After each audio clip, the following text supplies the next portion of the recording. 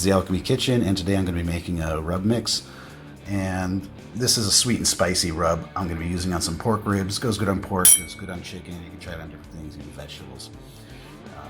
If you're buying these like pre-made spice rub mixes, you can look at the ingredients for the most part. Some of it will be kind of summarized into spices and herbs, but it'll also tell you things like onion, apple cider vinegar, etc. You can sort of get an idea if you want to try to duplicate one. But if you buy your spices in bulk, in bigger containers, it's a lot cheaper. Just make your own and you can make it exactly how you like it. For this one, I'll put the ingredients below and the measurements. But what I added was, let's see, I've got about 1/3 of a cup of white sugar, 1/3 of a cup of brown sugar, 2 tablespoons of garlic powder, about 1/6 of a cup of paprika, 1/2 a tablespoon of black pepper, 1/2 a tablespoon of mustard powder, 1/4 tablespoon of cayenne. You can add a bit more if you want it hotter. Usually once I mix this up, I'm going to give it a taste test anyways to see if it needs anything. I put in some salt, maybe about 2 tablespoons of salt. And I also it's a homemade harissa rub I made, but the main things in it are going to be, I toasted some coriander seeds and some caraway seeds, toasted them and grinded them up. So I put that in, and it's got some smoked paprika, sorry. And I added sweet paprika, which was, I already went over that. That was like 1/6 of a cup. That should have been all. You can also add onion powder, which I did.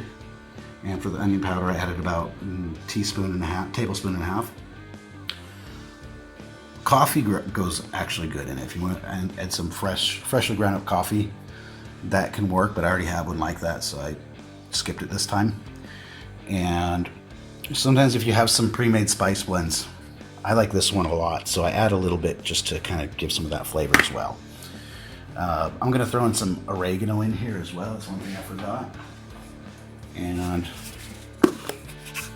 don't even really have to measure it. You just want to see, is it enough to kind of blend in with the amount you have. So that's what, maybe a tablespoon or 2. We'll go a little bit more. All right, now I'm going to mix this up. And I usually just make more than I need. This is for 2 racks, way more than I need for 2 racks of ribs. Mix it up and then can it and label it. It's going to last months, just like if you buy one from the store.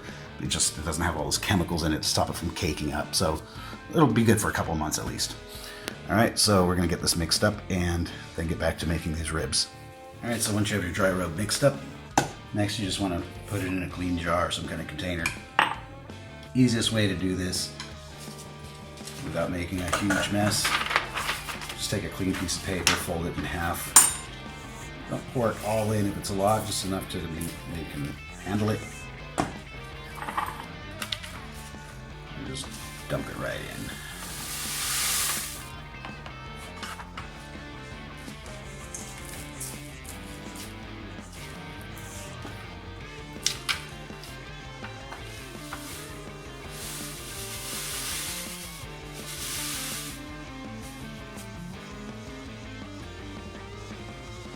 And the rest I'll be using to make these ribs, so no need to can that. Put the lid on, label it so you don't forget what it is you made. You can even write the recipe if you have enough space on the jar. And that's it. We're going to try this one out along with a store-bought one.